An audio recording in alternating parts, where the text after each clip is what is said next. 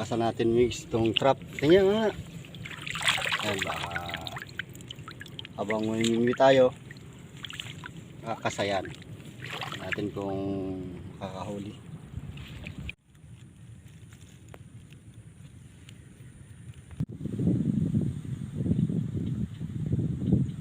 Yun nga mga mix, papandawin na natin yung inuumang natin na trap kanina.